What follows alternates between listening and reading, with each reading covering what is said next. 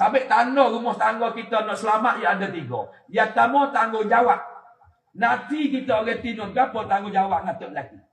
Dan tok lelaki tanggungjawab gapo dengan bini. Ni kita nak selamat.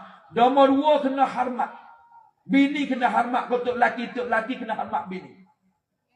Nah, tu orang panggil kena hormat. Nombor 3, kena khidmat. Pakat tolong menolong. Ni kita jadi orang jatuh, tak ada buat apa sungguh.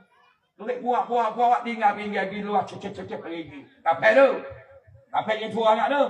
Aku tak ada lagi tu. Yang tu sakit lah. Aku cuma ni dah ni. Kosong tu. Meksiko sikit tu. Padu ada bini kepah ni payah. Duk ngatur untuk lelaki. Allah. Ada nak tolong apa?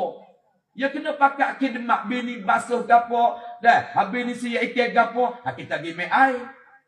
Bini duk namuk, kita basuh pinggir. Bini ngidek apa, kita make air wangi. Ya kena pakai khidmat. Ni salah bini kata kita pergi jemur tak air tu. 3 kali kita tu tengok takut dia mata Allah bini. Nak bini sangat Allah pun mu klik tubik jemur kain lapis. Tubik gi tak ada orang bau jemur. Ada orang aku tak jauh takut dia mata Allah bini. Orang tak panggil Allah betu.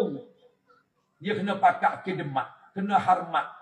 Hormat di mari kecek nama molek. Jangan mungku. Jangan duk panggil dengar-dengar. Ikut lah.